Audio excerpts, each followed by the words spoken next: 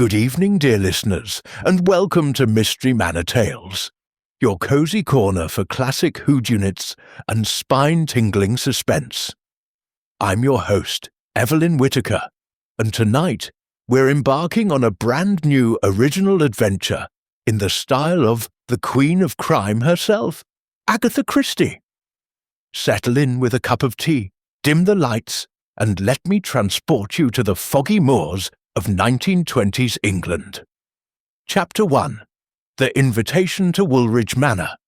The fog of London in late October 1927 clung to the streets like a reluctant confession, thick enough to muffle the clip-clop of horse-drawn cabs and the hurried footsteps of pedestrians wrapped in woolen coats. In a third-floor apartment at Whitehaven Mansions, Hercule Poirot sat at his walnut writing desk, the morning light filtering through lace curtains to illuminate the precise symmetry of his surroundings. His patent leather shoes gleamed. His tie was knotted with mathematical exactitude, and his famous moustache, waxed to twin points of perfection, quivered slightly as he slit open the day's post with a silver letter opener shaped like a miniature rapier. Most envelopes were discarded with a sigh. Bills, invitations to tiresome society functions, a begging letter from a charitable institution that had mistaken him for a soft touch. But one envelope arrested his attention. It was heavy cream stock, sealed with crimson wax impressed by a crest, a rampant sheep entwined with a skein of wool. The address was written in a spidery feminine hand that betrayed both elegance and urgency. Poirot turned the envelope over twice, as was his habit when confronted with anything that piqued the little grey cells. Woolridge, he murmured, tasting the name. A name redolent of sheep, of moors, of ancient fortunes built on the backs of bleating creatures. He slit the seal. The letter unfolded like a confession. My dear Monsieur Poirot, I write to you in the greatest distress. My name is Lady Eleanor Woolridge, widow of Sir Reginald Woolridge of Woolridge Manor in the North Riding of Yorkshire. You will not have heard of us, perhaps, for we keep to ourselves, but your reputation has travelled even to our remote fastness. There is a matter here, a shadow over my house, that requires the most discreet and brilliant mind in Europe. I dare not commit details to paper, but I implore you to accept the enclosed railway ticket and join us this very weekend. The matter is urgent. Lives, I fear, may depend upon it. Discretion is all. Speak of this to no one. Yours in hope, Eleanor Woolridge. A first-class return ticket to a tiny station named Gilling Moor was tucked inside, along with a pressed violet that released a faint funereal scent when Poirot lifted it to his nose. He replaced the flower between the folds of the letter, his eyes narrowing. A pressed violet, he said aloud, a symbol of faithfulness or of death. Curious. He rose and crossed to the window, parting the curtains to gaze down upon the street, where a newsboy hawked the morning editions. Somewhere in the city, ordinary crimes were being committed. Pickpockets in the underground, forgeries in the city, jealous husbands in Mayfair. But this smelled of something older, something woven into the very fabric of an ancient house. Poirot returned to his desk and consulted his leather-bound appointment book. The weekend was mercifully clear. He rang the bell for George, his valet, who appeared with the silent efficiency of a well-oiled machine. George, we are summoned to the wilds of Yorkshire. Pack my valise, the grey tweed suit, the woolen waistcoats, the muffler against moorland winds. And my silver-backed brushes. One must maintain standards even among the sheep. George permitted himself the ghost of a smile. Very good, sir. Shall I lay out the revolver? Poirot waved a dismissive hand. Non, non. This is a matter for the intellect, not the bullet, though one never knows what passions lurk beneath the fleece. By noon the following day, Poirot was ensconced in a first-class compartment of the train bound for York, thence to change for the branch line to Gillingmoor. The journey north took him through the orderly fields of the home counties, past hedgerows turning russet and gold, until the landscape grew wilder, stone walls replacing hedges, sheep replacing cattle, and the sky broadening into a vast restless expanse of cloud. He occupied himself by compiling a mental dossier on the Woolridge family, gleaned from discreet inquiries made the previous evening through a contact at the yard. Sir Reginald Woolridge had died 5 years earlier, reportedly of a heart attack while inspecting his flocks during a blizzard. His widow, Lady Eleanor, was the daughter of a minor baronet and had brought a modest dowry to the marriage. The true wealth came from wool, fine merino crosses that fetched premium prices in Bradford and beyond. The estate was said to be vast, the house Gothic and inconvenient, the income precarious in these post-war years when synthetic fibres threatened the old trades. There were children, an only son, Geoffrey, 32, a former cavalry officer, invalided out after the Somme and now rumoured to gamble beyond his means. His wife, Vivian née Carstairs, once a minor actress on the London stage, known for her beauty and her extravagance. Then there was Dr. Harlan Woolridge, Sir Reginald's younger brother, a chemist who had retreated to the manor after a scandal at a dye works in Halifax. Something about experimental processes gone wrong. The estate manager, Silas Thorne, was a local man, dour and competent, nursing a grievance over land boundaries. And finally, the household staff included a maid named Eliza Croft, barely 20, whose devotion to Lady Eleanor was the subject of village gossip. Poirot closed his eyes, letting the rhythm of the wheels lull him into a light doze. When he opened them again, the train was slowing for the connection at York. A porter in a wool cap touched his forelock. "Gillingmoor train, sir. Platform 3. Mind the gap. She's a steep step down." The branch line train was a single carriage pulled by a wheezing tank engine. It rattled through valleys where mist pooled like milk in a bowl, past dry stone walls and solitary farmhouses hunkered against the wind. Sheep watched with incurious eyes as the train passed, their wool clotted with burrs and rain. At Gillingmoor station, a platform, a signal box and a tiny waiting room, the air smelled of coal smoke and wet lanolin. A motor car waited, its chauffeur muffled in a heavy coat and cap of navy wool. He touched his peak. "Monsieur Poirot, Lady Eleanor's compliments. This way, sir." The drive took them along a narrow road that twisted upward onto the moors. The fog thickened until the headlights carved tunnels of yellow light through the grey. Occasionally, a sheep would loom out of the mist, eyes reflecting like tiny moons, before vanishing again. Poirot caught glimpses of ruined abbeys, of standing stones older than the wool trade, of peat bogs that could swallow a man whole.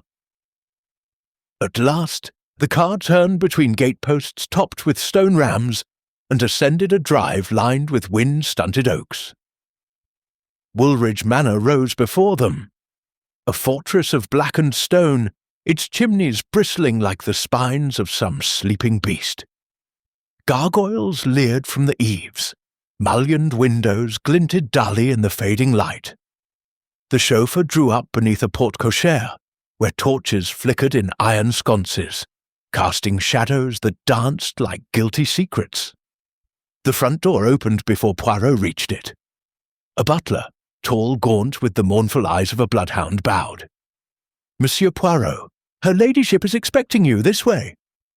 They passed through a cavernous hall where suits of armour stood sentinel. and tapestries depicted medieval shepherds driving flocks across impossible green hills. The air was heavy with the scent of beeswax, wood smoke, and something else, something sharp and metallic that Poirot could not quite place.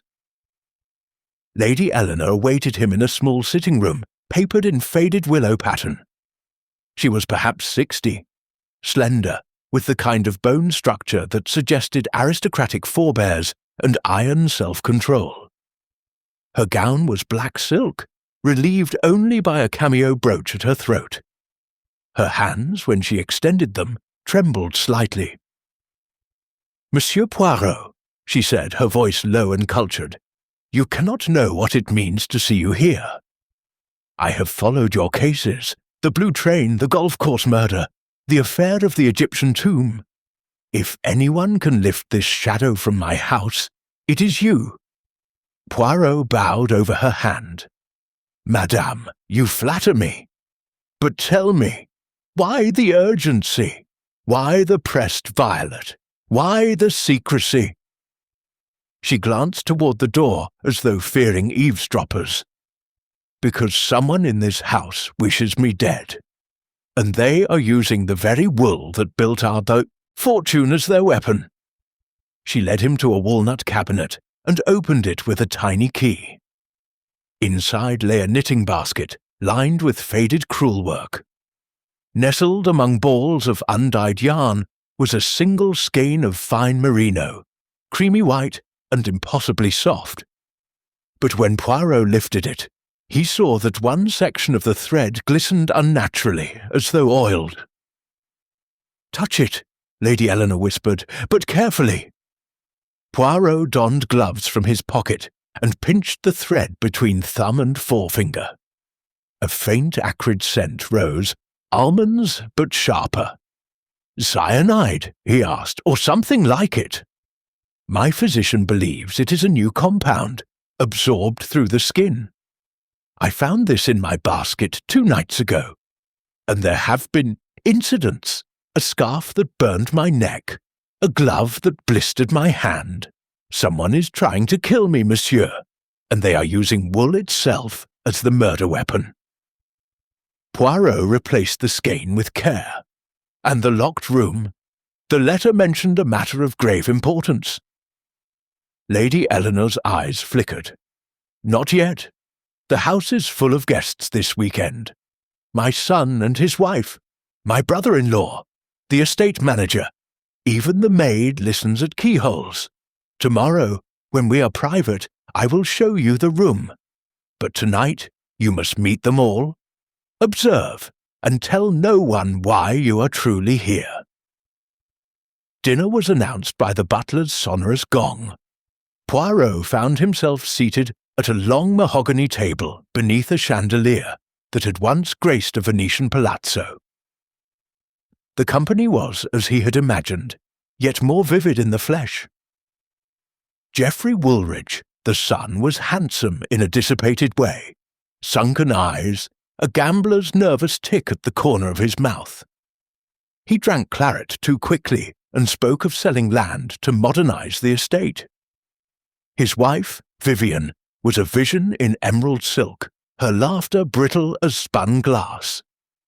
She toyed with a diamond bracelet that must have cost a year's wool profits and complained of the deadly dullness of country life. Dr. Harlan Woolridge, the chemist, sat opposite Poirot.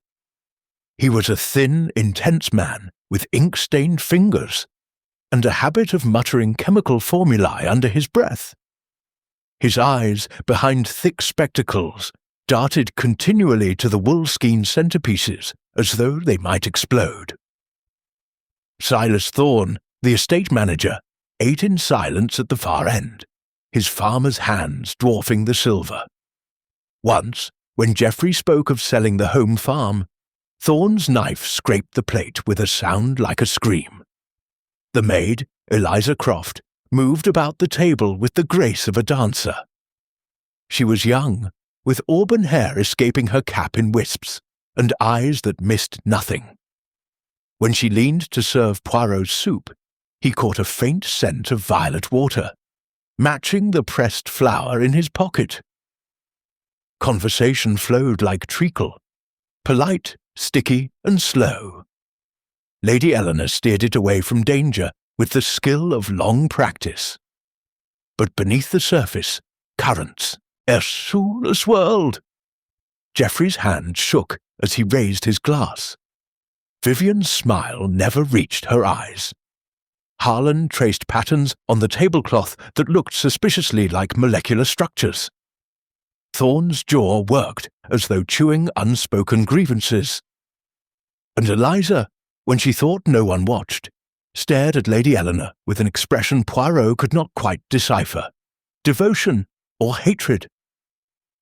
After dinner, the ladies withdrew, and the men lingered over port. Geoffrey proposed a game of billiards. Harlan excused himself to his laboratory. Thorne muttered about checking the sheep pens in the home field. Poirot, pleading travel fatigue, retired to the chamber prepared for him. A corner room with a four-poster bed, a fireplace laid but unlit, and a window overlooking the moor where fog pressed against the glass like a living thing. He unpacked methodically, placing his brushes in a perfect row, his Tyson cups aligned by size. Then he sat by the cold hearth and considered the skein of wool, a poison that killed by touch, delivered through the very symbol of the family's wealth. A locked room that had not yet revealed itself. 5 suspects, each with motive written in the lines of their faces. Outside the wind rose, keening across the moor like a banshee. Somewhere in the house, a clock struck 11. Poirot rose and opened his door a crack. The corridor was empty, but from the floor below came the faint clack of billiard balls and Geoffrey's too loud laughter. He closed the door and turned the key. Then, with the precision of a watchmaker, he prepared for bed. But sleep did not come easily. The little grey cells were already spinning their web, catching fragments. The scent of almonds, the pressed violet, the tremor in Lady Eleanor's hand, the way Eliza's eyes had lingered on her mistress. Just before midnight, a floorboard creaked outside his door. Poirot lay still, breathing evenly. The handle turned a fraction, then stopped. Footsteps retreated, soft as wool on wool. Poirot smiled into the darkness. "Ah, mes amis," he whispered, "the game begins." And somewhere in the vast house, a skein of wool waited, impregnated with death, while the fog thickened and the sheep bleated mournfully on the wilderness beyond the walls. Chapter 2. The Locked Chamber.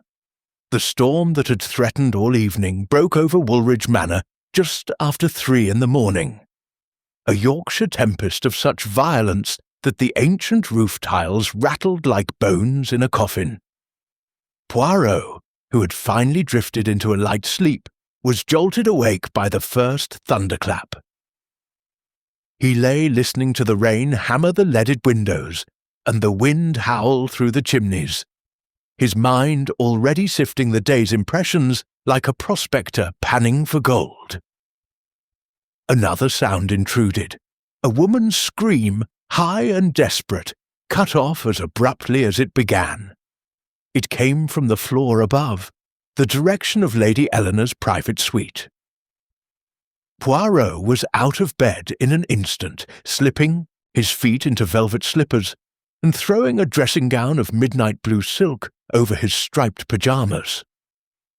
He seized the small electric torch he always kept on the nightstand and stepped into the corridor. The house was alive with panic. Doors banged, footsteps pounded. Geoffrey Woolridge, hair tousled and eyes wild, nearly collided with Poirot at the top of the main staircase. He wore a paisley dressing-gown and carried a heavy brass candlestick as though it were a weapon. "Mother!" he shouted, voice cracking. "That was Mother!" Vivian appeared behind him, wrapped in a peach negligee, her face stripped of its usual poise. Dr. Harlan stumbled from his room at the far end, spectacles askew, a chemical-stained dressing gown flapping around his bony ankles. Silas Thorne emerged from the servant's stair, fully dressed despite the hour, his boots leaving wet prints on the runner. Eliza Croft followed, apron askew, clutching a candle that guttered in the draught. They converged on the heavy oak door at the end of the west wing, Lady Eleanor's bedchamber. It was locked. Geoffrey pounded with his fist. "Mother, open up!" No answer. He threw his shoulder against the panels. The door shuddered but held. Thorne pushed him aside. "Allow me, sir." Drawing a ring of keys from his pocket, he tried 3 before finding the master. The lock clicked, but the door resisted, bolted from within. "Stand back," Thorne growled. He and Geoffrey put their combined weight to it. Wood splintered around the bolt. The door burst inward. The group spilled into the room, a chaos of candlelight and torch beams. Lady Eleanor lay on the hearthrug before a dying fire, one arm flung out as though reaching for the mantelpiece. Her nightgown of palest lavender was twisted around her legs. Her silver hair had escaped its nightly plait and fanned across the rug like frost. The expression on her face was one of exquisite agony. Lips drawn back, eyes staring sightlessly at the ceiling. A single knitting needle protruded from the index finger of her right hand, a bead of blood darkening the steel. Poirot moved forward with the calm authority of a surgeon. "Touch nothing," he commanded. He knelt, careful not to disturb the body, and noted the details with the precision of a watchmaker. The finger was swollen, the puncture wound surrounded by a circle of livid purple. A ball of the same creamy merino wool from the knitting basket lay unravelled beside her. The thread trailing across the rug like a lifeline snapped. The room's single window was latched and bolted. The heavy velvet curtains were undisturbed. The door had been bolted on the inside. Poirot confirmed this by examining the splintered frame. No other exit existed. The chimney was too narrow, even for a child.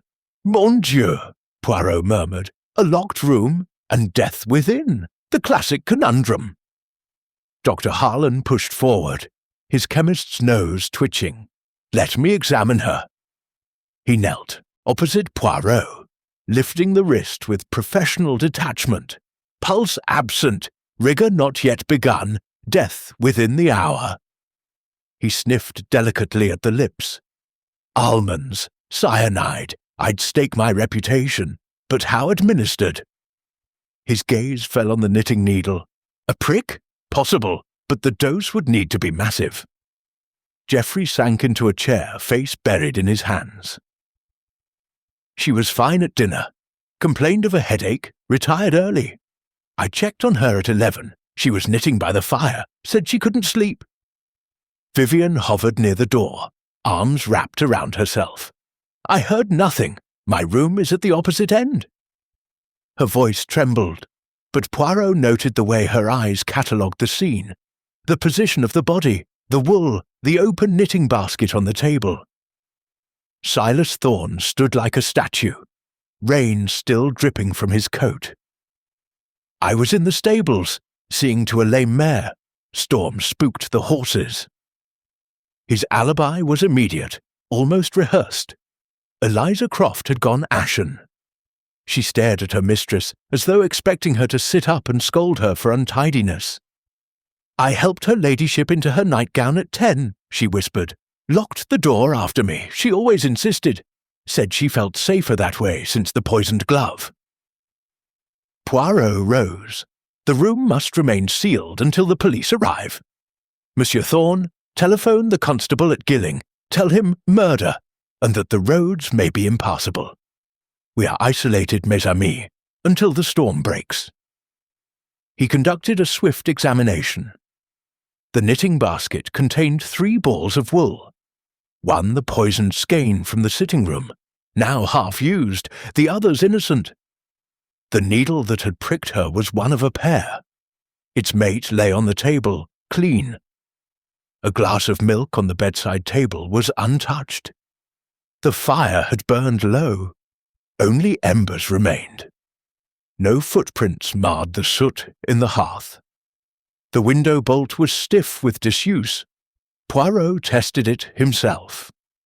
Downstairs, the hall clock struck 4. The group gathered in the library, a cavernous room lined with leather-bound volumes on sheep husbandry and wool commerce. A fire was kindled, brandy circulated. Poirot stood before the hearth, his small figure commanding attention. "Let us establish the impossible," he began. "Lady Eleanor retired at 10:30. Eliza locked the door. The bolt was thrown from within. We have seen the splinters. The window was bolted. No secret passage exists. I have examined the plans. Yet, at 3 o'clock, she is dead of poison, introduced through a finger prick. The wool is impregnated. Dr. Harlan confirms the scent. But how did the poison reach her in a sealed room?" Geoffrey poured another brandy with shaking hand. "Someone was in the room with her." "Impossible," Poirot said. "The bolt, the lock, the window, all secure." Vivian's voice was brittle. "Then she did it herself. Suicide." Poirot shook his head. The position of the body, the knitting needle clutched as if in surprise. No. And the note in her basket 2 days ago. The wool hides the truth. A warning, not a farewell. Harlan removed his spectacles, polishing them on his sleeve. "The compound I smelled. It's not ordinary cyanide. Slower, more insidious. Absorbed through the skin over time. She may have been handling the wool for hours." Silas Thorne spoke for the first time, his voice rough as granite.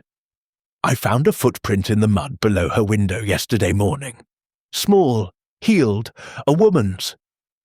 All eyes turned to Vivian and Eliza. Vivian laughed, a touch hysterically. "My shoes are in my room, muddy from the rose garden. Check them." Eliza shrank back. "I never go near her ladyship's window. The gravel hurts my feet." Poirot's gaze swept the room. "We have means, poisoned wool. We have opportunity, the sealed room. We have motive, yet to be uncovered. But mark this. The storm has made us prisoners together. The murderer is among us." Outside, the wind redoubled, rattling the library windows like impatient fists. The fire settled into glowing coals. And in the flickering light, 5 faces watched Poirot with the wariness of cornered animals. The locked chamber upstairs held its secret, but the threads of truth were already beginning to unravel in the little Belgian's mind. Chapter 3. The Gathering Storm of Suspicions. Dawn crept over the moor in a sullen wash of pewter light, the storm's fury spent, but its aftermath a sodden shroud. Roads were rivers of mud. Telephone lines lay severed like snapped harpstrings. Constable Pegg arrived on horseback at 7:30, soaked to the skin and smelling of wet wool, his bicycle abandoned in a ditch 3 miles back. He was a stout man with a walrus moustache and the resigned air of one who had expected nothing less from the gentry.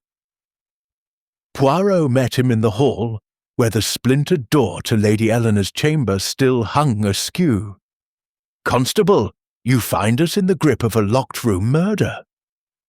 The victim, poisoned by cyanide absorbed through the skin. The room bolted from within. The suspects, all present."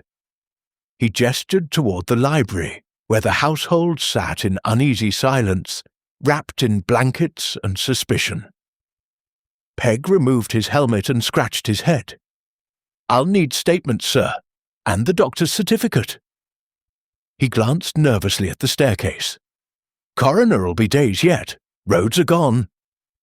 Dr. Harlan Woolridge rose, spectacles glinting. "I can provide a preliminary opinion. Death by prussic acid derivative. Introduced via the knitting wool. Time of death between 2 and 4 a.m. No external violence save the finger prick. He spoke with clinical detachment, but Poirot noted the tremor in his left hand as he replaced a small vial in his pocket. The constable produced a dog-eared notebook. Right then, names and whereabouts. Poirot took charge with quiet authority. We shall proceed, systematically, Monsieur Geoffrey first. Geoffrey Woolridge stood, swaying slightly. The brandy of the night had left him hollow-eyed. I retired at midnight after billiards, read in my room until 1, financial papers, dull stuff, heard nothing until the scream. He produced a ledger from the table, its pages marked with red ink deficits. Debts, yes. Mother refused to sell the south pasture. I needed the capital. Vivian followed, her negligee replaced by a severe black morning dress that made her look older. I took a sleeping draught at 11, laudanum prescribed. Slept until Geoffrey woke me. My maid can confirm the bottle. She did not mention the argument Poirot had overheard drifting through the corridors the previous evening. Vivian pleading for London, Geoffrey snarling about money. Dr. Harlan's statement was precise. Laboratory, basement wing, experimenting with lanolin extraction, time-stamped notes. He slid a leather-bound log across the table. Entries in violet ink ended at 2:47 a.m. Returned to my room at 3. Heard the scream from the stair. Silas Thorne's voice was gravel. Stables until 2, then the bothy.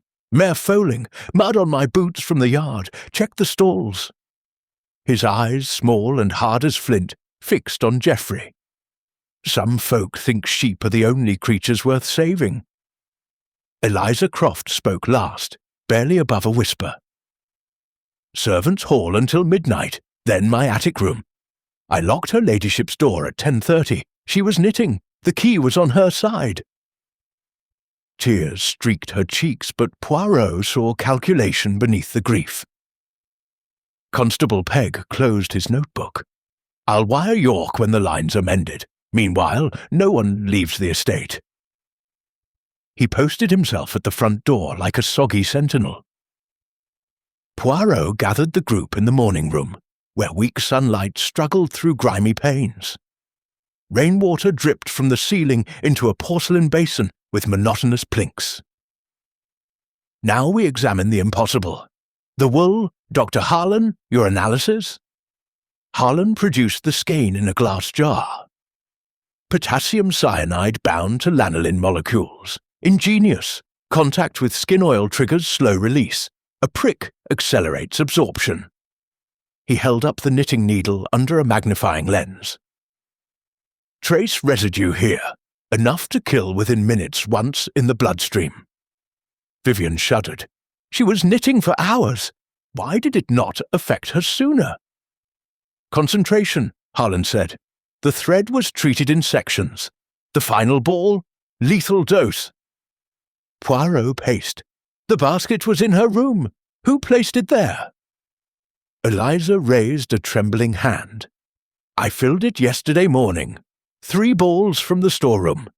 The creamy one was new, delivered last week from Bradford. Geoffrey leaned forward. I ordered that shipment.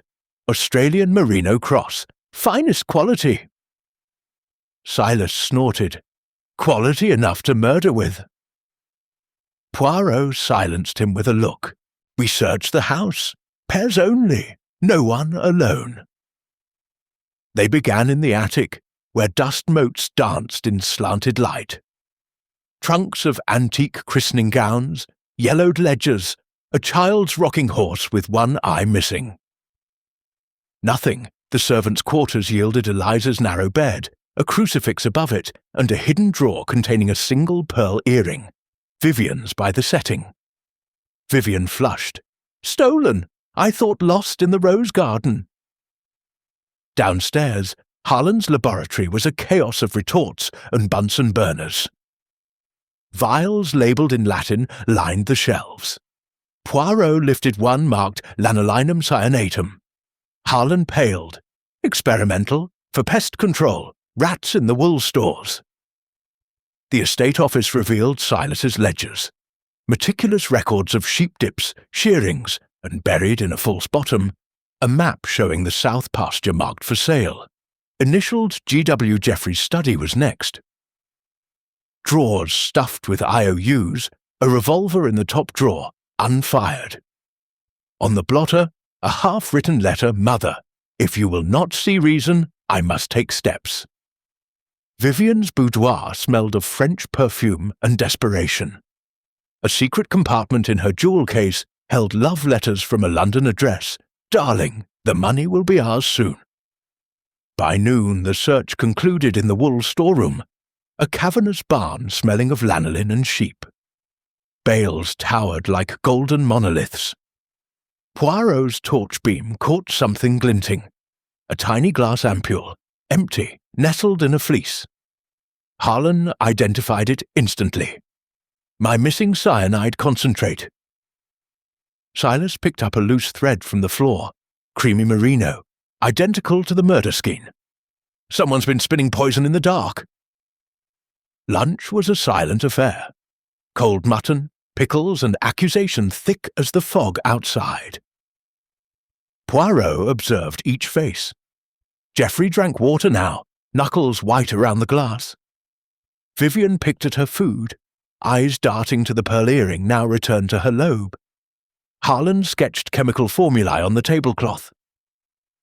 Silas ate methodically, as though fueling a machine. Eliza served with downcast eyes, but Poirot saw her slip a note into Vivian's napkin, quick, practiced. Afterward, Poirot retreated to the library with Constable Pegg. We have means, the wool, the cyanide, opportunity, the sealed room, motive, money, revenge, fear. But the locked door, how? Pegg scratched his moustache. Secret passage? No, I have tapped every wall. Poirot's eyes gleamed. The answer lies in the wool itself. It is not merely the weapon, it is the key. Outside, the fog began to lift, revealing the moor in all its desolate beauty. Sheep grazed like ghosts on the hillside. Somewhere among them, a lamb bleated, a lonely, plaintive sound that echoed the question in every mind: who had turned the family's fortune into an instrument of death? In the library fireplace, a fresh log caught, sending sparks up the chimney. Poirot watched them rise and vanish, much like the truth, elusive, fleeting, but destined to be caught by the little grey cells. The storm of suspicion had gathered. Soon it would break. Chapter 4. Threads of Deception. The afternoon dragged like a damp wool sock across a flagged floor. Constable Pegg had commandeered the estate office to take formal statements, his pen scratching with the patience of a man who knew the coroner would not arrive before tomorrow at the earliest. Poirot, meanwhile, moved through the house like a bloodhound on a fading scent, tapping panels, measuring distances, and cataloguing every fibre that caught the weak light. He began in the wool storeroom again, alone this time, the door locked behind him with Pegg's grudging permission. The air was thick with lanolin, and the sweet-rot smell of wet fleece. He worked methodically, unrolling bales, running gloved fingers along the threads, sniffing for the telltale almond trace. Most were clean, a few carried the faint musk of sheep dip. Then, in the far corner, beneath a collapsed stack of last year's clip, he found a second skein, smaller than the murder ball, but identical in colour and impregnated with the same oily sheen. A label, half-torn, red sample, Bradford Mill, G.W. Poirot, pocketed it and climbed the back stair to Geoffrey's study. The room was empty, the ledger still open to the red ink deficits. He compared the torn label to the stationery on the desk. Same watermark, same creamy stock. Someone, Geoffrey, had ordered more than fine wool. A soft knock interrupted him. Eliza entered, eyes red-rimmed, carrying a tray of tea she clearly did not want to drink. "Constable said you might need this, sir." She set it down, then hesitated. "There's something I didn't tell. Last week I saw Mr. Geoffrey in the storeroom after dark. He had a lantern and a little bottle. Said he was checking for moths. Poirot poured tea he had no intention of drinking. And you believed him." She twisted her apron. "He gave me $1 to forget. I needed it. For my mother's medicine." Her voice cracked. "I never thought it was for this." Poirot dismissed her gently and moved on to Vivian's boudoir. The actress was at her dressing table, powdering away the evidence of sleeplessness. The pearl earring gleamed in her lobe like an accusation. "Monsieur Poirot," she said without turning, "have you come to arrest me for borrowing my own jewellery?" He smiled, merely to return something. He laid the love letters on the blotter. She blanched. "London addresses, promises of escape. Your husband knows. He suspects." She lit a cigarette with shaking fingers. "Eleanor threatened to cut us off if I left. Said Geoffrey would inherit nothing if he followed me. She had a new will drawn, last month. I saw the draft." Poirot's eyebrows rose. "Where?" "In the safe behind the tapestry in the library. Combination is her wedding date? 14/03/1895. She exhaled, smoke like a sigh. "Check it yourself. I have nothing to hide." The safe yielded a thick envelope sealed with black wax. Inside, a codicil leaving the bulk of the estate to a sheep-breeding trust. Geoffrey to receive only the house and a modest annuity. Vivian's name appeared nowhere. Poirot photographed the pages with his pocket Kodak and returned the document untouched.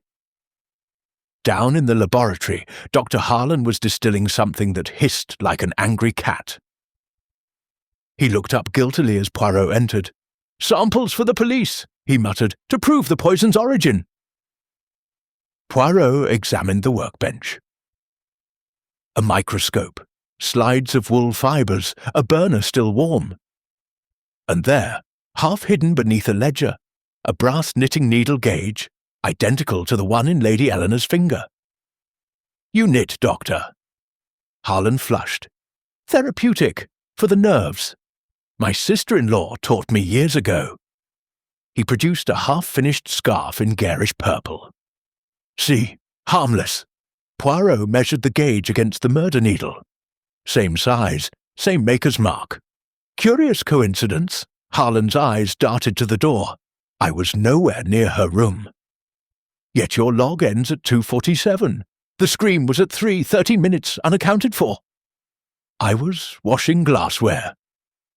Harlan's voice thinned. "Alone." Silas Thorne was found in the sheep pens, pitching hay with mechanical fury. The storm had torn the roof from the lower barn. Lambs bleated in confusion. "Ask your questions, little man," he growled, "but I've work to do." Poirot watched him fork straw. "You knew about the codicil." Thorne's pitchfork stilled. "Heard whispers. Old families cling to land like lice to fleece.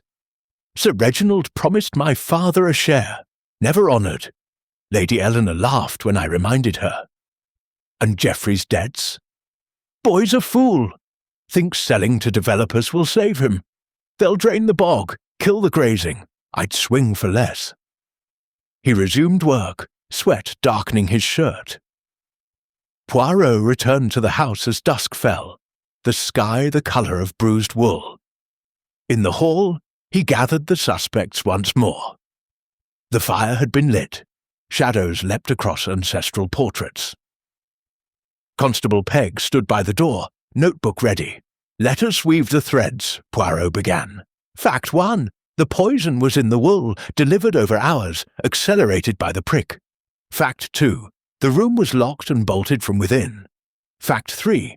A second skein exists, hidden, labelled GW. Fact 4. A new will disinherits the prodigals. Fact 5. Every person here has lied about something small. He laid the evidence on the table like cards in a patience game. The second skein, the codicil photograph, the knitting gauge, the torn label, Eliza's shilling wrapped in a handkerchief. Gasps rippled. Geoffrey lunged for the photograph.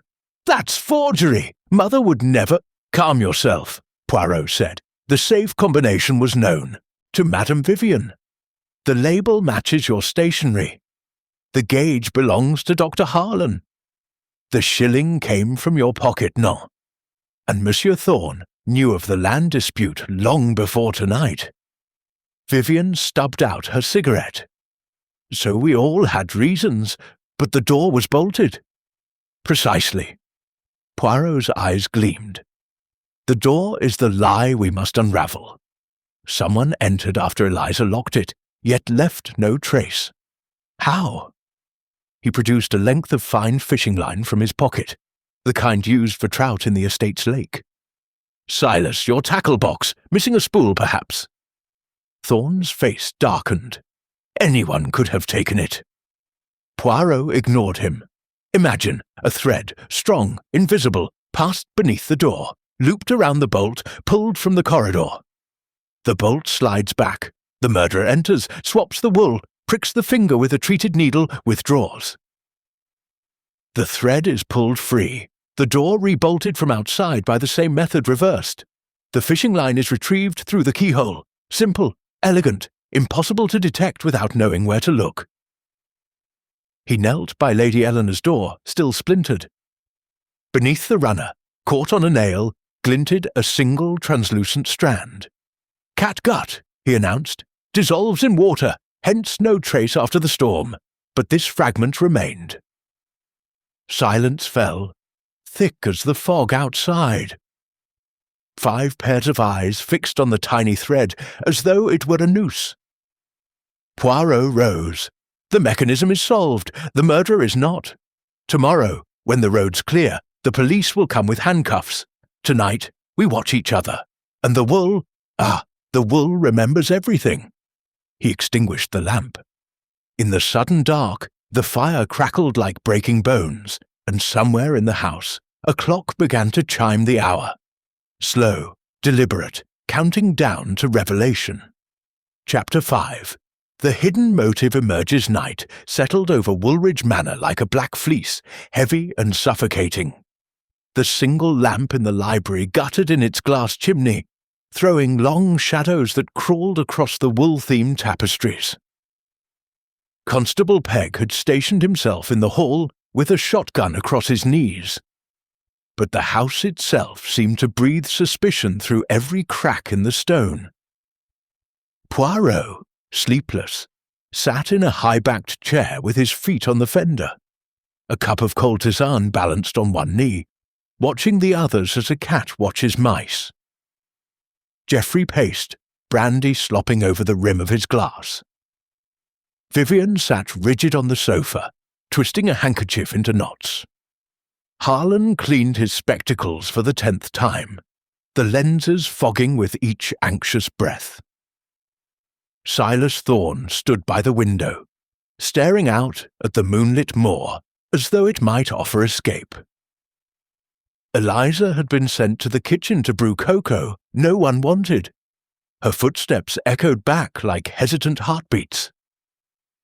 Poirot broke the silence. "The fishing line trick is clever, but it requires preparation.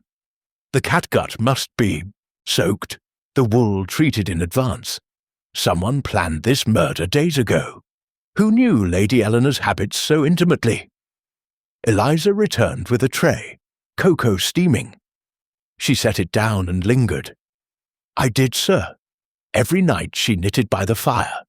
Said it soothed her nerves. I laid out the basket myself. Vivian's head snapped up.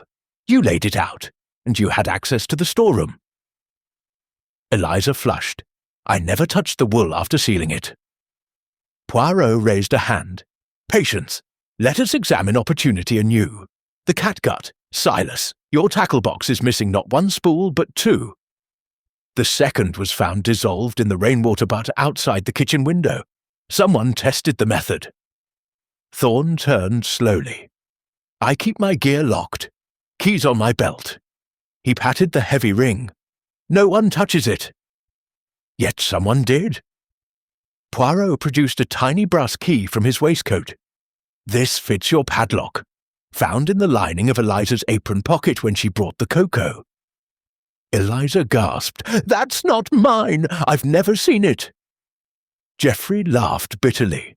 Convenient. The maid plants evidence, then finds it on herself. Harlan replaced his spectacles.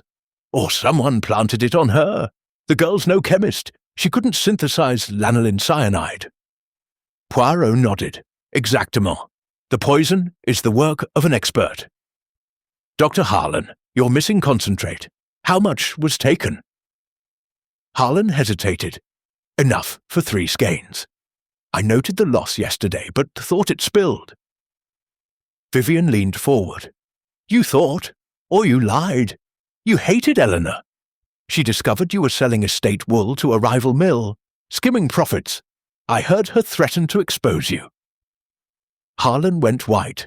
She was mistaken. Those were experimental fibres. Experimental theft, Geoffrey cut in. I found invoices in your desk. You forged my signature. The room erupted. Accusations flew like shuttlecocks. Silas lunged at Harlan. Peg surged forward with the shotgun. Poirot clapped his hands once, sharp as a pistol shot. Enough! We descend into chaos while the truth waits. Let us reconstruct the night. He arranged them like actors on a stage. Eliza at the door, key in hand. Harlan at the laboratory bench. Geoffrey and Vivian in their rooms. Silas in the corridor with the fishing line.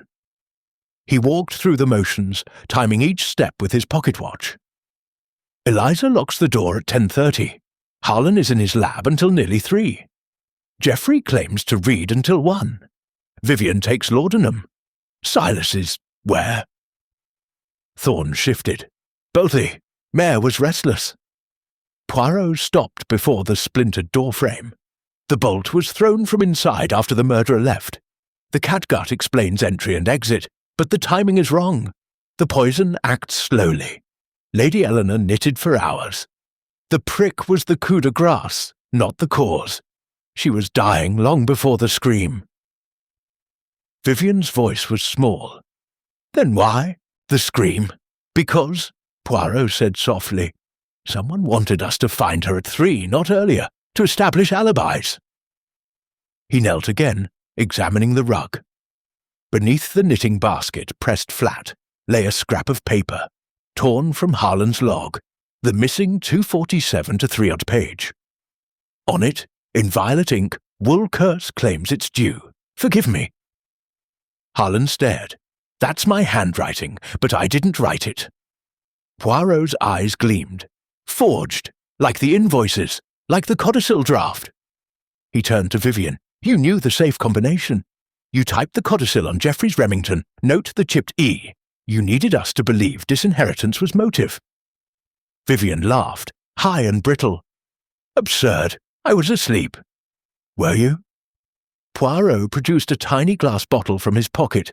Laudanum, half empty. This was in your wastebasket. The label reads, take 1 teaspoon. You took 3. Yet you were awake when Geoffrey woke you. Eyes clear, no drowsiness. You poured the excess down the sink to fake heavy sleep.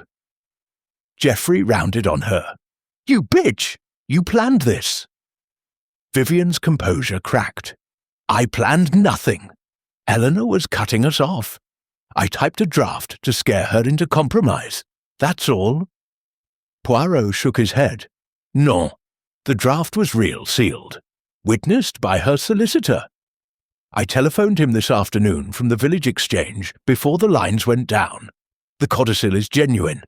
But someone added the charity clause later, in different ink, to muddy motives. He moved to the fireplace where embers glowed like guilty eyes. The Wool Curse. A legend, yes, but legends have roots. Dr. Harlan, your experiments, lanolin as a carrier for hallucinogens. Sheep lick the fleece, shepherds breathe the dust.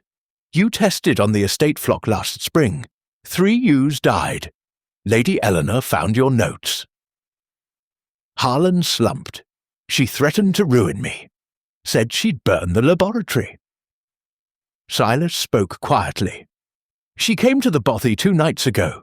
Offered me the south pasture if I'd testify against Harlan. Said the family was rotten. Time to cut it out. Eliza began to cry. She promised me a dowry. Then took it back when she learned I was her husband's byblow. Said bastards don't inherit. The room fell silent. The hidden motive emerged like a lamb from the mist. Not one killer, but a conspiracy of grievances. Geoffrey's debts, Vivian's desperation, Harlan's fraud, Silas's land, Eliza's betrayal. Each a thread in a noose tightened by Lady Eleanor's iron will. Poirot addressed them all. Someone among you acted. The catgut, the poison, the forged note, all point to preparation. But the locked room was meant to baffle, not to protect. The murderer wanted us to suspect each other, while the true motive, exposure of all your secrets, drove the blade. Outside, the fog lifted entirely, revealing stars sharp as knitting needles. Somewhere in the distance, a sheep bleated, a lonely sound that carried the weight of centuries of wool and blood. Poirot extinguished the lamp. Tomorrow the police will come. Tonight we guard the threads, for the tapestry of truth is nearly complete, and one loose end will hang the weaver. Chapter 6. The Revelation. The house slept uneasily, as if the stones themselves dreaded the morning. Constable Pegg dozed in the hall, shotgun across his lap. The fire in the library had sunk to a sullen red eye. Poirot alone remained awake, seated at the long table with the evidence spread before him like a macabre game of patience. The second skein, the catgut fragment, the forged log page, the chipped typewriter codicil, the laudanum bottle, the brass tackle key, the torn Bradford label. Each item glowed faintly in the ember light, whispering its small, lethal truth. At 5 o'clock, when the sky beyond the windows was the colour of wet ash, Poirot rose and climbed the main staircase. He paused at Lady Eleanor's door, now sealed with police tape that fluttered like a surrender flag. With a pocket knife, he slit the tape, slipped inside, and closed the door softly behind him. The room smelled of cold ashes and bitter almonds. He moved to the hearthrug where she had fallen, knelt and lifted the corner with gloved fingers. Beneath, pressed flat by her body, lay a single wool thread, creamy merino, but knotted at one end in a tiny, perfect hangman's noose. Poirot's breath caught. "Ah, madame," he murmured, "you left me your signature after all." He pocketed the thread and descended to the basement laboratory. Harlan's domain was locked, but the tackle key turned with a soft click. Inside, the air was sharp with chemicals and the faint sweetness of lanolin. Poirot lit a Bunsen burner and heated a glass dish. Into it, he dropped the knotted thread. It curled, blackened, and released a wisp of almond-scented smoke. The knot, he saw now, had been dipped in the same cyanide lanolin compound, concentrated, lethal, within seconds of skin contact. On the workbench lay Harlan's scarf, half-finished, purple as a bruise. Poirot examined the needle, steel, size 8, identical to the murder pair. But one needle was missing its tip, snapped clean, the break bright. He opened a drawer and found the fragment wrapped in cotton wool, labelled in Harlan's neat hand, test prick, 15-minute onset. A date, 3 days before the murder. Poirot's grey cells whirled. The prick had not been the coup de grace, it had been the timer. He returned upstairs as the grandfather clock struck 6. The household stirred. Footsteps, a slammed door, the clatter of Eliza in the kitchen. Poirot gathered them in the dining room, where breakfast waited untouched. Kippers congealing under silver covers, toast curling like guilty secrets. "Mes amis," he began, voice calm as a frozen lake. "The locked room is no longer a mystery. It was never locked to keep someone out, but to keep the truth in. Observe." He placed the knotted thread on the white tablecloth. It looked innocent, almost festive. Lady Eleanor knitted this herself, her final act. The knot is a sailor's noose, taught to her by Sir Reginald on their honeymoon in Whitby. She tied it when the poison first burned, a message to the only man she trusted to read it, Hercule Poirot. Geoffrey snorted. She hated knots, said they ruined the tension. "Precisely," Poirot said. "She would only tie one under duress." The wool was treated in graduated strength. The outer layers, mild irritation, the core, lethal. She knitted for hours, absorbing slowly. When the burning began, she suspected. She pricked her finger deliberately with the treated needle to hasten the end and leave the knot as evidence.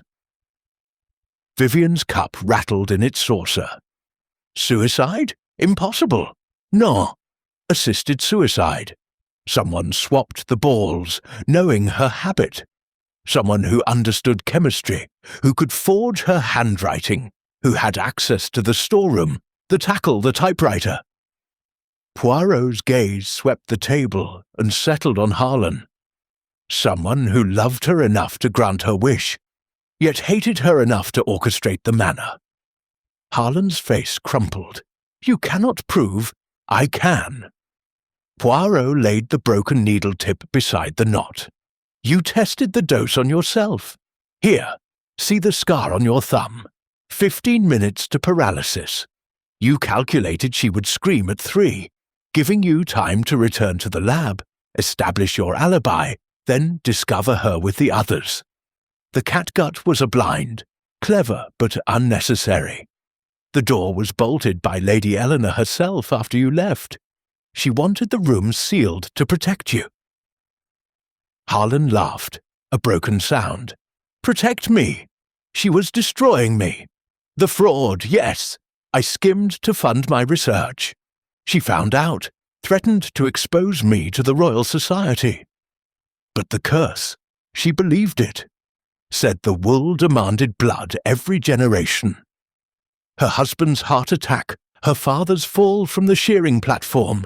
Accidents, she said, but the land's revenge. She begged me to end it cleanly, to let the estate die with her. I refused. Then she showed me the new will. Everything to the sheep trust, nothing for Geoffrey, nothing for me. She said if I wouldn't help, she'd prick herself in front of the solicitor and name me murderer. He buried his face in his hands. I treated the wool in stages, told her it was for dye fastness. She knitted willingly, believing she controlled the moment. But I added the concentrate to the core ball. I thought mercy, a scientist's mercy. Silence engulfed the room. Outside, the first police motor car crunched up the gravel, its headlamps cutting through the dawn mist like judgment. Poirot's voice was gentle. You gave her the death she chose, but framed it as murder to protect the family name. The forged note, the catgut, the planted key, all to scatter suspicion. But you forgot the knot. She left it for me, to free you from the curse's lie. Constable Pegg entered with 2 sergeants. Harlan stood without resistance, wrists offered. Tell them it was euthanasia, he whispered. Tell them she forgave me. As they led him away, Poirot turned to the others. Geoffrey stared at the tablecloth as though it were a map to ruin. Vivian wept without sound. Silas removed his cap, revealing a shock of white hair older than his years. Eliza crossed herself and slipped out to the kitchen, where the kettle began to sing. A small, ordinary sound in a house forever changed. Poirot gathered the evidence into a neat pile. The wool curse was dead, killed by the very fibres that fed it. But in the quiet, he heard Lady Eleanor's voice, clear as the knot she left behind. The wool remembers, but it does not forgive. Chapter 7. Justice Served. The moor had shaken off the storm's last rags. Pale sunlight slanted across the yard where 2 police motors idled, their engines ticking as they cooled. Harlan Woolridge stood between the sergeants, wrists cuffed, coat collar turned up against the wind that carried the smell of wet peat and sheep. He looked smaller than the night before, as though the confession had leached the starch from his bones, and Poirot watched from the stone porch, hands clasped behind his back, the little grey cells quiet for once, satisfied. Constable Pegg approached, helmet tucked beneath his arm. "York sent Inspector Latham. He'll take the prisoner and the evidence. Coroner's on his way. Should be here by noon." He hesitated. "Doctor's asking for you, sir. Says there's something he wants settled before the van leaves." Poirot nodded and descended the steps. Gravel crunched beneath his patent shoes like tiny accusations. Harlan turned as he neared, eyes red-rimmed but steady. "I won't fight it," he said at once, "but the boy, Geoffrey, mustn't lose everything. Eleanor's real will leaves him the house and the home farm. The charity codicil was hers, yes, but the disinheritance clause was forged. By me, to give him motive, to scatter blame. Tell him the estate is safe." Poirot studied the chemist's face. The ink stains on the fingers, the tremor that had vanished now that truth was spoken. "You protected him with a lie, even in murder." Harlan gave a ghost of a smile. "Family, monsieur. Woolridge wool is stubborn stuff." Inside, the household had gathered in the morning room. Sunlight striped the table where breakfast still waited, congealed and untouched. Geoffrey sat hunched, elbows on knees, staring at the knot Poirot had placed in the centre like a museum exhibit. Vivian stood at the window, arms folded tight, watching the police van. Silas leaned against the doorframe, cap in hand, while Eliza moved silently, clearing cups no one had drunk from. Poirot entered and closed the door with a soft click. "It is finished," he announced. "Dr. Harlan Woolridge has confessed to the preparation of the poison and the deception of the locked room. Lady Eleanor took her own life with his assistance, believing she ended a curse. The courts will decide if it was mercy or murder, but the mechanism is clear." Geoffrey looked up, eyes hollow. "Then the will? Valid, except for the forged clause. The estate passes to you, the house and lands intact. The sheep trust receives a bequest, but not the whole. Your uncle ensured your inheritance even while he damned himself." Vivian turned, tears bright. "And us? The debts?" "Yours to settle," Poirot said gently. "But the south pasture remains. Sell it honourably or farm it wisely. The choice is no longer your mother's." Silas cleared his throat. "I'll stay on if you'll have me. The flocks need a shepherd, and I know every acre." His voice was gruff, but his eyes held something like hope. Geoffrey extended a hand. "Stay. We'll draw new boundaries, fair ones." Eliza set down the tray and curtsied, old-fashioned and awkward. "I'll pack her ladyship's things, sir. And there's a letter. She left it in her prayer book for me." She produced a small envelope, the paper thick and expensive. Inside, in Lady Eleanor's spidery hand, "To my husband's child, forgive an old woman's fear. The dowry is yours, in the wool safe behind the library tapestry. Use it well." Eliza's knees buckled. Vivian caught her. For the first time, the two women clung together, grief knitting what blood had denied. Inspector Latham arrived then, a tall man with a clipboard and the weary patience of officialdom. He took Harlan's formal statement in the estate office, Poirot at his side translating the chemical terms into plain English. When it was done, Latham closed the folder. "Mercy killing or murder, one for the courts, but the locked rooms explained, and that's more than we usually get." He tipped his hat to Poirot. "Yorkshire's in your debt, monsieur." The van doors slammed. Harlan did not look back as it rolled down the drive, but Poirot saw him lift one cuffed hand in a small, farewell gesture toward the sheep pens, where Silas already stood among the ewes. Lunch was served in the dining room. Simple fare: broth, bread, cheese from the home dairy. The table was set for 5 now, the 6th place removed.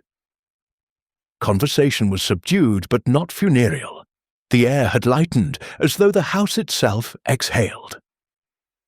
Afterward, Poirot walked the moor alone. The wind carried the distant bleat of lambs and the sharper cry of curlews. He paused at a dry stone wall where a single strand of creamy wool had caught on the thorns. He plucked it free, rolled it between thumb and forefinger, and let it go. The breeze took it, spinning it upward like a tiny soul released. Back at the manor, the chauffeur waited with the motor. Geoffrey met him at the door, a cheque in hand, Poirot's fee, generous but not ostentatious. "There's a train. At 3, Geoffrey said. Will you stay for the inquest?" Poirot shook his head. "My work is done when the truth is served. The rest is for the law and for family." He glanced past Geoffrey to where Vivian and Eliza stood together on the staircase, heads bent over a ledger, already planning, already healing.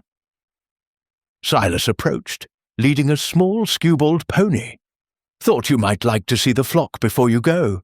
Best merino cross in Yorkshire." The pony nuzzled Poirot's glove. Its wool was soft, untreated, smelling only of sun and grass. Poirot stroked the warm neck. "You will shear them with care, oui?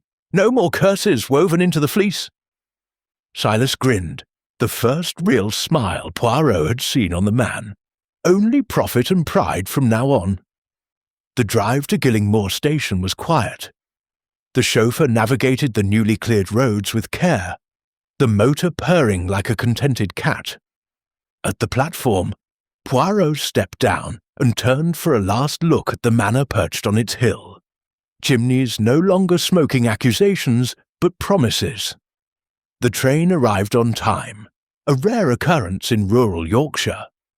Poirot took his seat in first class, arranged his valise, and accepted a cup of tea from the steward.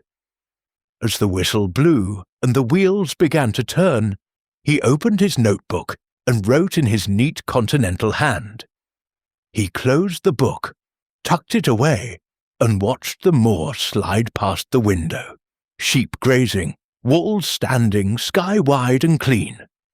Somewhere behind him, a family began to mend what death had torn.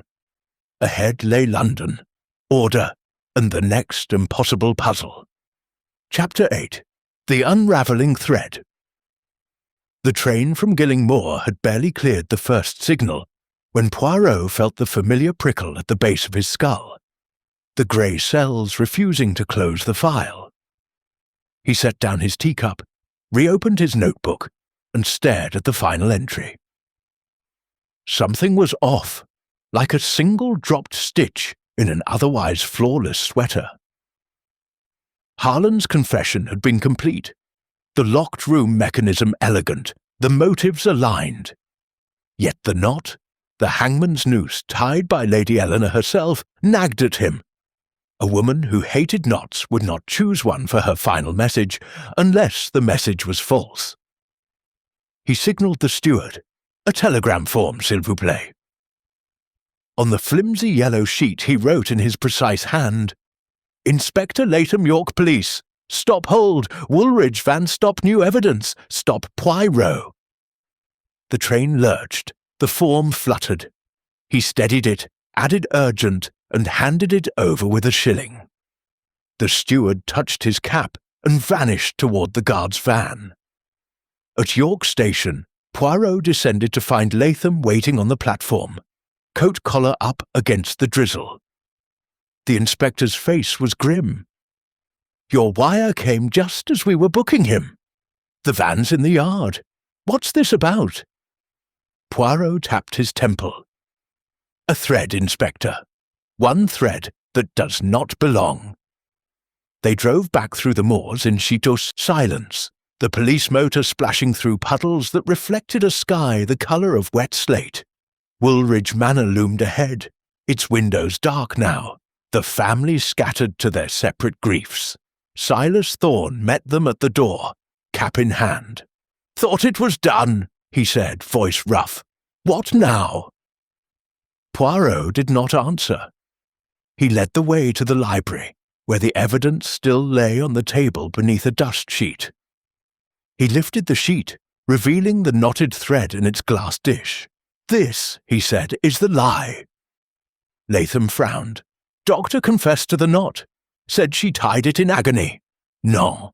Poirot lifted the thread with tweezers. "Observe the tension.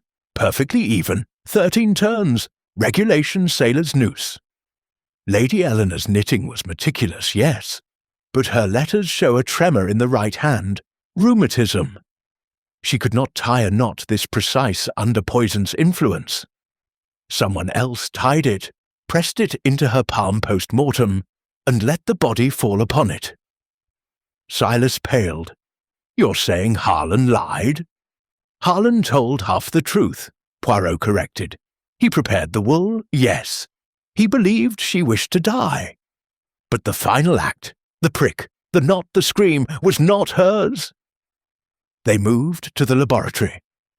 Harlan sat on a stool, wrists recuffed, flanked by 2 constables. His eyes flicked up, wary. "Changed your mind, monsieur?" Poirot placed the knot on the workbench. "You said she begged for mercy, yet you tested the prick on yourself. 15 minutes to paralysis. Why test if she controlled the dose?" Harlan's mouth worked. To be certain, she was frail. Liar! Poirot opened a drawer and withdrew a second scarf. Purple, identical to the first, but finished. The final row was uneven, dropped stitches marring the pattern. "You knitted this after her death. The tension matches the knot. Your tension. You are left-handed.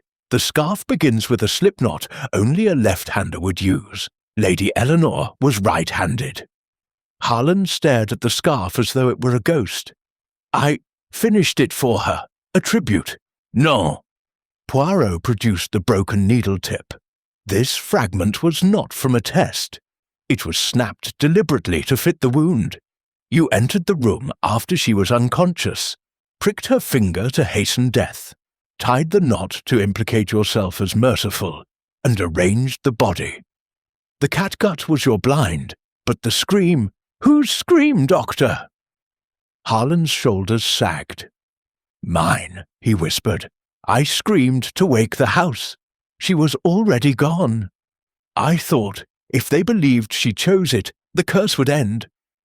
Latham stepped forward. "You murdered her." Harlan shook his head violently. "She was dying. The wool was in her system for hours. I only ended the suffering." Poirot's voice was soft. "You ended it to hide the embezzlement. She discovered the full extent, 12,000 thalers diverted to your Swiss account. She confronted you at 2 o'clock. You offered the treated wool as suicide. She refused. You forced the final ball into her hands, held the needle to her finger until she lost consciousness. Then you staged the knot, the scream, the locked room." Harlan lunged for the Bunsen burner, but the constables restrained him. "She was going to ruin us all," he shouted. "The estate, the name, everything." Silas Thorne spoke from the doorway, voice like gravel. "You ruined it yourself, Doctor. I saw you in the storeroom 3 nights ago, Mixing the concentrate. Thought you were brewing dye. Should have known. Poirot turned to him. You knew? Thorne's eyes were steady. Suspected. Said nothing. Figured the family would sort itself. He looked at Harlan with something close to pity. But murder's not sorting. Latham snapped his notebook shut. Harold Woolridge, I'm charging you with murder. The mercy plea won't hold, not with the staging. Harlan was led away again, this time without resistance. His footsteps echoed down the corridor like the ticking of a spent clock. Upstairs, Poirot gathered the family once more. Geoffrey's face was grey. Vivian clutched Eliza's hand as though it were a lifeline. Harlan acted alone, Poirot said. The wool was his weapon, the knot his confession. Lady Eleanor fought to the end. She did not choose death. The curse was greed, not wool. Geoffrey found his voice. The money! He stole from us! Recovered, Latham said. Swiss banks cooperating. The estate is solvent. Vivian exhaled, a sound halfway between laugh and sob. Then we keep the land? And the flocks, Silas added. I'll see to the shearing myself. No more poison in the fleece.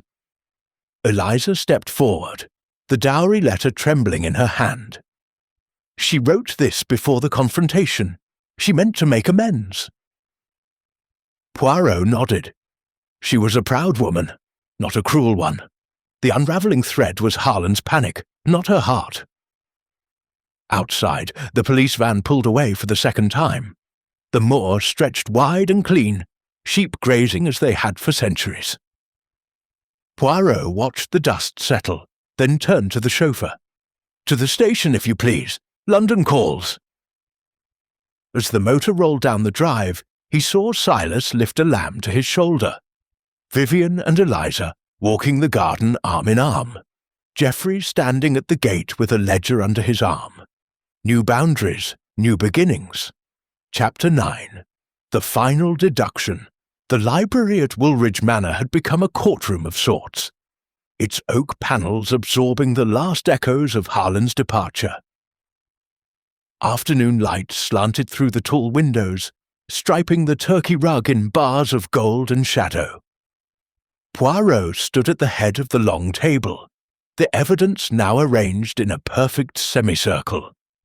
The knotted thread, the broken needle tip, the purple scarf with its dropped stitches, the forged log page, the catgut fragment, the Bradford label, the brass tackle key, the laudanum bottle, the dowry letter. Each item gleamed with accusation under the chandelier's dusty prisms. Geoffrey, Vivian, Silas, and Eliza sat in a half-circle, faces pale but no longer hunted. Inspector Latham leaned against the doorframe, arms folded, content to let the little Belgian conduct the final movement of his symphony. Outside, the moor lay quiet. Even the sheep seemed to listen. Poirot began without preamble. We have travelled far through the wilderness of wool, mes amis, and the path was tangled with lies. Let us now walk it straight, step by step, until the pattern is complete. He lifted the knotted thread. Fact 1. Lady Eleanor did not tie this. The turns are regulation, the tension uniform, Harlan's work left-handed. She was poisoned over hours, unconscious before the knot was pressed into her palm. The broken needle tip next. Fact 2. The prick was post-mortem, staged to hasten the appearance of death.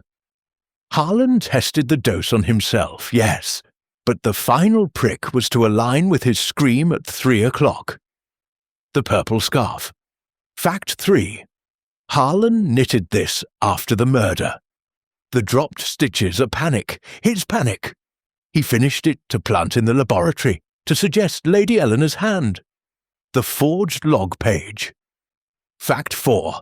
The missing 13 minutes. Harlan left the lab at 2:47, entered her room via the catgut already prepared, forced the final ball into her hands, pricked her, tied the knot, screamed, and returned below. The catgut dissolved in the storm's rain, leaving no trace. The Bradford label. Fact 5. Harlan ordered the merino himself, using Geoffrey's initials to deflect suspicion. The concentrate was his, stolen from his own stocks. The tackle key. Fact 6. Planted on Eliza to implicate her, then found by Poirot to scatter blame further. The laudanum bottle. Fact 7. Vivian's overdose was genuine. She slept through the night. The bottle was emptied to fake heavy sedation, but the sink trap held residue proving otherwise. The dowry letter. Fact 8. Written by Lady Eleanor before the confrontation, sealed in her prayer book. She intended reconciliation, not disinheritance. Poirot paused, letting the silence settle. Now the motive. Harlan embezzled $12,000 to fund experiments disallowed by the Royal Society. Lanolin as a carrier for medicinal compounds. Lady Eleanor discovered the full extent on the night of the murder. She threatened exposure, ruin, prison.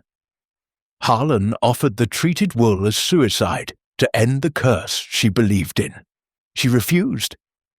In the struggle, he forced the poison, staged the scene, and confessed to mercy to shield the family name. Geoffrey's voice was hoarse. He killed her to save himself. Oui, Poirot said, but also to save you. The forged codicil clause disinheriting you was his insurance. If blamed, the estate would pass intact. A twisted love, but love nonetheless. Vivian spoke, soft. And the scream? Harlan's, Poirot confirmed, to wake the house at the perfect moment. Eliza heard nothing because she was in the attic 2 floors up. Silas was in the bothy, door closed against the storm. Geoffrey and Vivian slept at opposite ends of the west wing. Silas shifted. I saw him in the storeroom 3 nights ago. Thought he was mixing dye. Said nothing because family. Poirot's eyes softened. Loyalty is a double-edged blade, Monsieur Thorne, but the truth cuts cleaner. Latham stepped forward. Charges stand. Murder, fraud, perversion of justice. The Swiss funds are frozen. The estate is solvent. The coroner will record death by poisoning. Perpetrator confessed. Eliza found her voice. Her ladyship's letter. Does it stand? Latham nodded. Witnessed by the solicitor. The dowry is yours, miss. Geoffrey rose, extending a hand to Silas. The south pasture is yours. Fair price. Partnership, not charity. Silas took it, grip firm. Done. Vivian embraced Eliza, the 2 women clinging as sisters might. We'll shear the flock together, Vivian said. No more curses. Poirot gathered the evidence into a neat pile, tying it with red string like a parcel. The locked room was never locked against us, but against the past. Harlan believed he ended the curse. Instead, he wove the final knot. Lady Eleanor's true message was the dowry letter. Forgiveness, not vengeance. He turned to the window. The sun was setting, painting the moor in shades of rose and gold. Sheep moved across the hillside like slow clouds, their wool catching the light. The wool remembers, Poirot said quietly, but it also renews. Each shearing is a new beginning. Latham cleared his throat. The van's ready, Monsieur Poirot. York Station, then London. Poirot smiled. Oui, but first, a small ceremony. He led them to the wool storeroom. Silas opened the great doors. The air was sweet with lanolin and sun-warmed fleece. Poirot took the poisoned skeins, the murder ball and the hidden second, and placed them in a metal tray. Harlan's purple scarf followed. With a match, he set them alight. The wool caught slowly, then flared, blue flames dancing like guilty spirits. The knot curled last, blackening into ash. As the fire died, Poirot scattered the ashes across the threshold. Let the wind take the poison. he said. "The fleece is clean." They stood in silence as the moor wind carried the smoke away. Geoffrey spoke first. "Will you stay for supper, monsieur? The least we can offer." Poirot shook his head. "My train awaits, but I will take a small token." He plucked a single lock of untreated merino from a bale, soft as a cloud. "For my tisane strainer." A reminder that even the softest thread, when true, binds stronger than steel. The motor carried him to Gilling Moor as dusk deepened. At the station, the chauffeur handed him a parcel wrapped in brown paper. Inside, a tiny sweater, knitted by Eliza in the hours since dawn, creamy white with a single green sheep marching across the chest. A note in her careful hand, "For the cold London nights. Thank you." Poirot boarded the train, the sweater folded in his valise beside the lock of wool. As the whistle blew and the wheels began to turn, he looked back at the manor, lights twinkling now, warm and welcoming. The wilderness was tamed, the thread rewoven. Chapter 10. Justice in the Wilderness. The inquest was held 3 weeks later in the stone-walled assembly room of Gilling Moor Village Hall, its windows rattling whenever a lorry passed on the high road. The coroner, Dr. Murchison, a spare man with a voice like dry leaves, presided beneath a portrait of King George V's jury benches, were packed with farmers in Sunday tweed, their wives clutching hymnals out of habit. Poirot sat in the front row, valise at his feet, the tiny green sheep sweater folded inside like a talisman. Harlan Woolridge stood in the dock, thinner now, prison pallor replacing the chemist's flush. He wore a decent suit provided by Geoffrey, collar too tight, wrists raw where the cuffs had been. When the clerk read the charge, willful murder, he did not flinch. Only his eyes behind the spectacles sought the family pew. Geoffrey rigid, Vivian veiled in black, Eliza clutching a prayer book, Silas in his best corduroy, boots polished to a spit. Poirot was called first. He spoke clearly, without flourish, laying out the wool, the graduated poison, the staged knot, the scream. He produced the lock of clean merino from his pocket and held it to the light.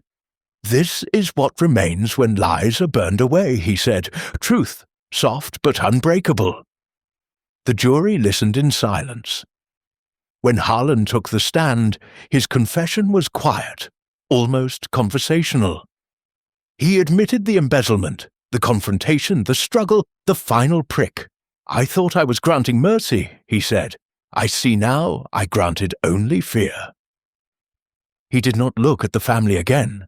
The Swiss bank manager testified by affidavit, 12,347 recovered, returned to the estate.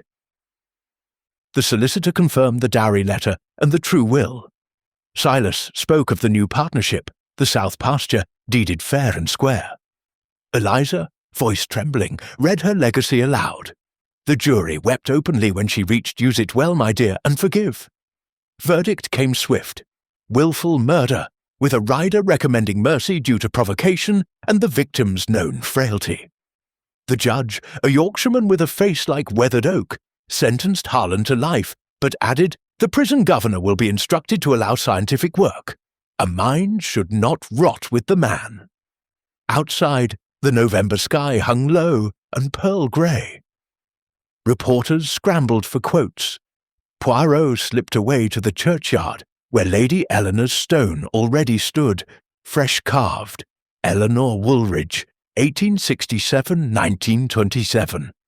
She kept faith with the fleece. A small, posy of white heather lay at its base. Eliza's doing. Geoffrey approached, hat in hand. The manor's solvent, first clip sold at Bradford for record price. New crossbreed Silas and I developed.